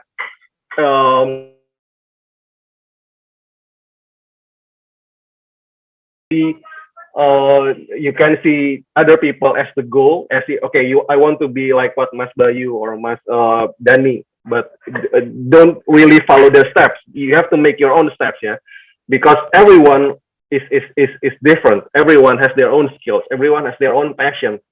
Yeah, just follow that, but you have to do that. Don't expect, and then don't be afraid to do something wrong, or don't be afraid to fail, because that's what makes you better. Yeah, if you're afraid to do something wrong, or you're afraid to fail, then you will not move forward. And when I say that you don't do something wrong, it doesn't mean that, when I say that you can do something wrong, doesn't mean that you can break the law. No, breaking the law is totally prohibited. Yeah? just to be sure. Thanks, Mas Arianto. That's really interesting. Maybe Mas Bayu gonna answer the same questions. Yeah, just echoing what Mas Arianto said just now. Yeah, if we look at my slide deck previously, first of all, we have to set the purpose, right? So that's the only thing that will keep us moving. For instance, the purpose is you have ibadah, alhamdulillah. But when I was at your age, I have to find another purpose that can help me to keep moving, which is gebetan, yeah, or something else, right?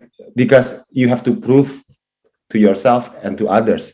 So that's the purpose, one of the purpose. And also, like what Mas Arianto just said, don't be afraid to fail. If I must suggest, you have to have the experience to fail. You won't be successful if you never fail. And don't be afraid of failing.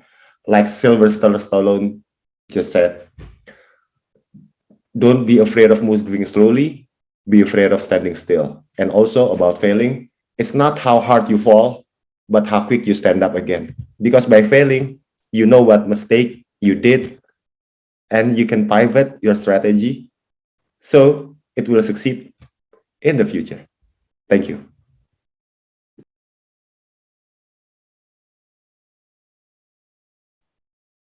So Okay, maybe Mas Dani. Mas Dani. Okay, Mas Dani, perhaps can answer the question too. Yeah, I think it's similar, but I think about if there is any on top of what Mas Bayu and Mas Ari said. I think again, right? Especially if you are working overseas, you will face like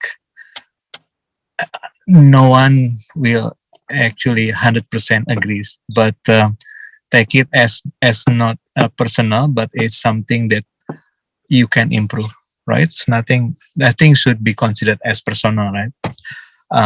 It's something that you can improve. Take it any feedback, select your counselor, and even like, for example, like this one in the event like this, and I also spoke in my alma mater in Unpad. You can make me, or you can, each one of you have connected. You know, who is Mas Bayu, who knows me, who knows Mas Ari, right? And each one of you can connect with the with us through the LinkedIn, right? And you can always like, hey, Mas Dani, Mas Bayu, I have this offer. What do you think, right? We can always be like give you advice, right? So yeah, connect with the network, having create a new network, and then use your network to achieve what you plan to have. Thank you. Okay, that's amazing answer, Mas Dani. Okay, perhaps this is the last question from Mutia. Last question. Okay, I want to ask about how well have you maintained a positive work-life balance through it all, since you know from all your backgrounds, seems like you all have a lot of experience. Maybe Mas Bayu can answer first. I'm a family man. I balance my life. I have 8 hours sleep a day. Yeah, sometimes 5 hours in the night, and then add 1 more hours in the noontime. And I always spend time with my family, because that's the purpose of working also, right? Everything goes to the family also. So I have no problem with work-life balance. Yes, I have obstacles. Sometimes I have too much work and things like that. But that's also our goal to be set up, right? So if you have so much work, so you have to give your best to finish it and to give extra miles for the result. Then you can go to the family. So it's all end up to the family. Everything's for the family. Quality time, number 1. Thank you. Okay, Mas Arianto, maybe you can answer the question too. I think I have a very good work-life balance. Yeah. Like I mentioned before, especially in the Netherlands, it's really easy. I guess it's really easy to it's easier. Some countries it's easier to maintain work-life balance compared to other countries. Yeah. I mean, right now, like I said, at 5 p.m. things stop professionally here in the Netherlands mostly. Yeah. And then my manager, they're even thinking about a law where it's really prohibit a boss managers to call their employees after office hours. Yeah, they're even thinking about that law. So work-life balance, it's easy for me here. Where if I look at my colleague or my family back home in Indonesia, I think it's a bit difficult because of also about cultures, yeah, the culture there. So I think I maintain work-life balance, and I totally agree with Mas Bayu that in the end, family is the most important. Yeah. There's this writing I read somewhere. It says that in the end, when you are sick, when you're at your lowest point, it's your family who is there with you, not your colleague, not your boss, no one. It's just your family. So your family has to be on top of your priority. And for me right now, I'm really privileged. I'm in the position. It's a situation where the country that I live in and the organization that I work for and my managers totally support that. Yeah. So yes, thank you. Mas Erianto, if I may add, the one you mentioned, it was Steve Jobs. If we remember the article, he said, as I'm lying in my deathbed, I feel like what I accomplished is nothing, right? Money cannot buy health. Money cannot hire someone to replace you in this deathbed, things like that. So yes.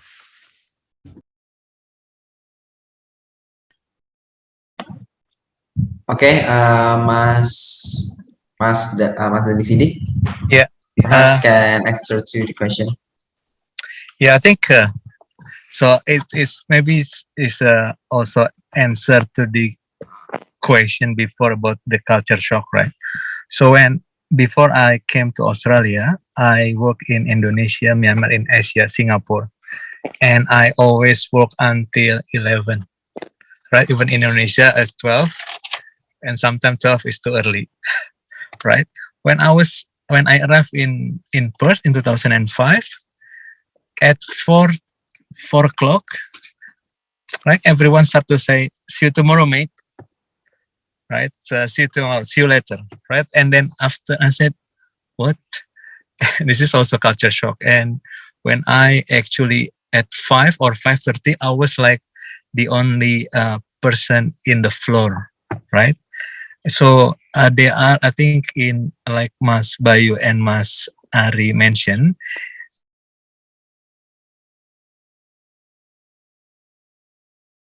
Western, especially they respect the individual, right? And they respect the rights. So you don't have to wait until your manager go home, then you can go home, right? There's always be like, work is work, but you have other life that you want to live as well. Like you want to actually you have family, you want to actually do sports, etc. Right? So work-life balance is key important, as also the reason why I move as well. I move actually I want to get something that to get a better work-life balance, right? And actually and with my role, right, I'm working with a different time zone. It gives me also flexibility, right? Flexibility in terms of, yeah, I don't have to work from 8 to 9, but I can actually do I have a longer actually lunch break, for example, which I can do a 5K running, and then actually I can have a break, but then I can connect later with my team in Europe at 8 o'clock, right? But it's me that who actually define how I want to work, right? It's not the the work itself, but it is actually important. And yeah, it's family is important, so I can actually drop off I mentioned to my team I have to drop off my kids at 9. I can come back. If you want to actually have a meeting with me, then yeah, you can start at 9. And this is the reason, like, hey, say hi to everyone. Hello. Yeah. So yeah, and at the end, it's a work-life balance that is kind of like one of the objective when you choose the company as well. All right. Okay, thank you. Maybe if I may add a bit, yeah. In my organization, we work based on the agreed goal. Yeah. So, for example, when my boss come to me and said that I have this work for you, okay. We discuss. He explained to me what is the goal of the work, what is to be done, whatever, and then in the end he asked me, how long does it take for you to accomplish this? And I can say, yeah, 3 weeks, 1 week, 1 week, 1 month, whatever, yeah. And then if he doesn't agree, if he thinks that it's too long, then he will come to me and say, no, it's too long. Why do you need that long? And I will say, yeah, because I need to this. At the same time, I'm doing this. I'm already doing this, so I cannot do that. So then my boss can make a prioritization or find somebody else to help me to finish the work. Yeah. So it's also, yeah, the culture of the organizations helps a lot for me to accomplish this. Yeah. So yeah, thank you. Okay, thank you, Mas Arianto. So maybe this is very last question now from Susi Sunrijo. The question is, if you have option, what would you do to make a better career? And would you consider working in Indonesia, and why?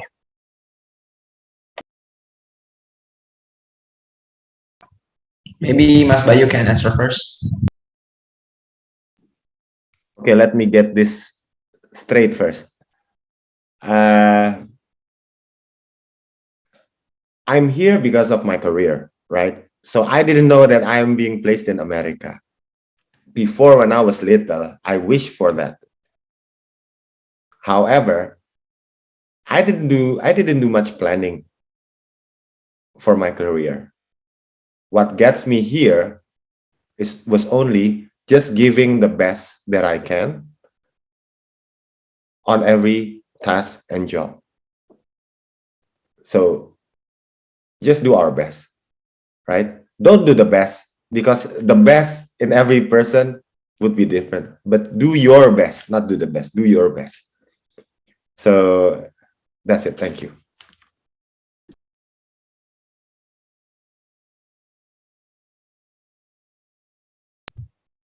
Okay, thank you, Mas Bayu. Again, Mas Arianto can answer. It's a difficult question. If I can do better, what can I do better? Probably I'll try to be a better student. Yeah. Like I said, I wasn't a good student. I was a very poor student, to be more precise. My mom would know that. She always said that during my study life, I'm just good enough student. So just good enough to go to SMP, just good enough to go to SMA, just good enough to go to IPA, just good enough to enter University of Indonesia Faculty of Computer Science, just good enough to finish university in 6 years. Yeah, probably where I did the best is when I took my master's degree, because I finished it in 1.5 years instead of 2 years, and then with a pretty decent, a pretty good grades. So probably that. Probably if I want to do better, and I'll do better in my study life. So because that being a poor student actually closed doors for me also, yeah. Um, um, so where most of my friends in my time got a job offer from Accenture, from Telkom, from IBM right away after their graduation. Not for me, yeah.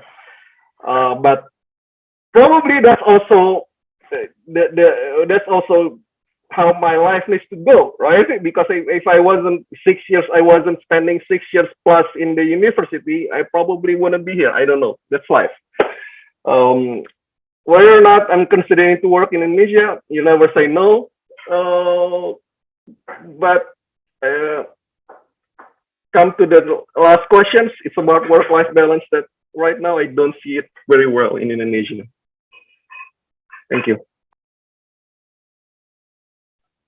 Okay, Mas Dani can answer the question.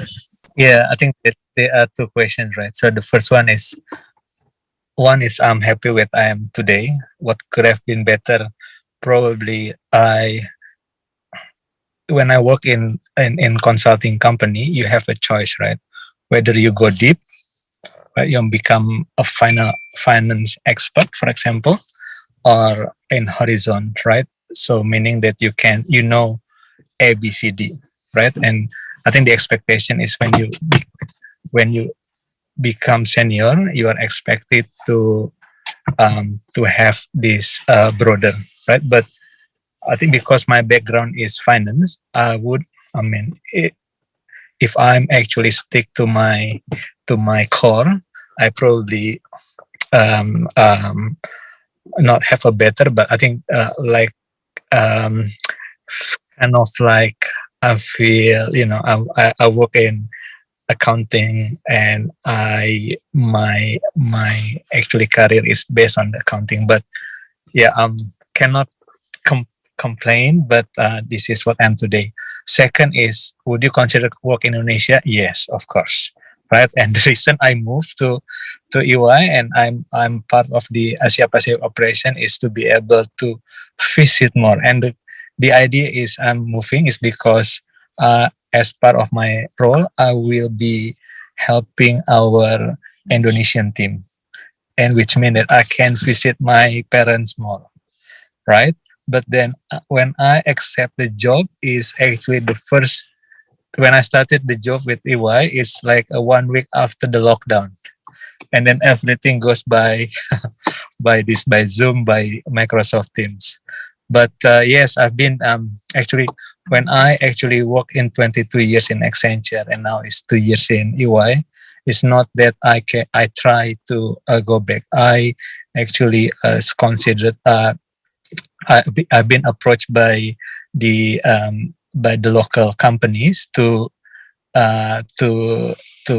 lead that company, right? So I lead by the leadership, but at the end of the day, right, not Ari mentioned, right? If I'm actually going back to Indonesia with the better title, better life, right? Even like the same compensation, for example. I think I actually already enjoy like what Mas Ari mentioned, like the work-life balance. I have no traffic. I can come actually go home at 4:30, like 5:30 maximal. Some which is very difficult in Jakarta at that time when this is I'm talking about the 2015 2016, right? Hence I actually postponed, and then when EY offered me, hey, if that what you want, we can make you to actually travel to Indonesia, and I think it's good, right, to become an expert in Indonesia. All right, thank you. Mas Ari, Dani makes me don't want to go home. Now I'm being influenced. All right, thank you. We Mas go home when Dani. we go to on pension, Mas Bayu. We go home when we go on pension. But that's the thing that I'm going always to Miss Mudik, right? That's the magic word, right? And the discussion always, when are you Mudik? I said, yeah, soon. Yeah, but I think Mas Dani has the best position here because I think it's not that far to fly back to Jakarta or whatever. Yeah. Well, Right. for me it's a 17 hours flight, so I don't know Mas Bayu. I think it's even further, right? I think. Okay. Yes, MC. All right, thank you, Mas Dani. Thank you, Mas Ariana and Mas Bayu. That's really thoughtful yet really interesting experience and advice. I can say kalau bahasa Indonesia itu kayak webinar kali ini daging semua ya, Mas. And what I can conclude is that you can dream big, find your passion, but take a small steps and build a professional path and don't afraid to working hard, yeah. And what's really striking the most is that we have to equip ourselves with more abilities than ask and make sure that we have a good in what we do, yeah. Like we have to have other soft skill involved in organization, try to build connections so that you can learn from the others by interact in the various kind of people, especially when you're working overseas, yeah. Be flexible and be confident, but don't be arrogant. Okay, thank you, Adina, for the conclusion. And the time has come to submission certificates to today's speakers. To Professor Asep Hermawan, as the Vice Dean of Development and Collaboration Affairs, you are welcome to submit a certificate virtually to Mas Bayu Hartoko.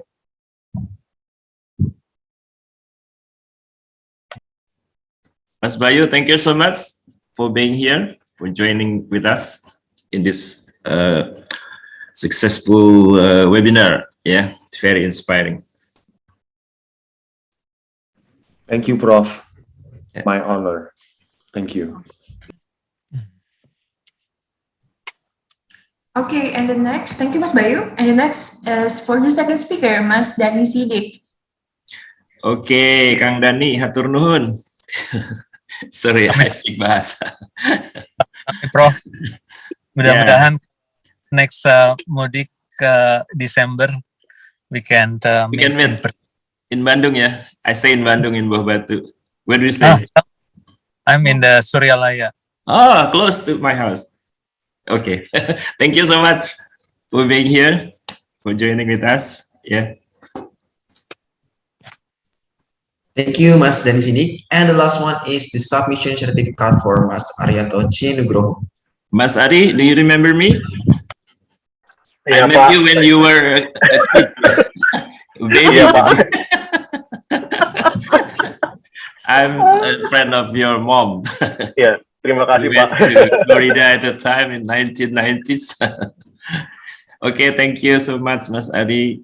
Terima kasih, Pak. Yeah, okay. Thank you, Mas Arianto Cinugroho, and thank you to Professor Asep Hermawan. Okay, thus, ladies and gentlemen, this event has come to the end, and it is hoped that today's event will add insight and knowledge for everyone. And if you would like to rewatch this webinar, it is available on Trisakti University YouTube channel. And don't forget to subscribe for the upcoming international class and excellent class collaborations webinar. We would like to thank you everyone who has been willing to lend a hand in ensuring the success of this webinar. We apologize on behalf of the committee on duty if there are any incorrect or less than desirable words. My name is Musya. And my name is Adina. See you in the next webinar. Wassalamualaikum warahmatullahi wabarakatuh. Thank you. Thank you for joining.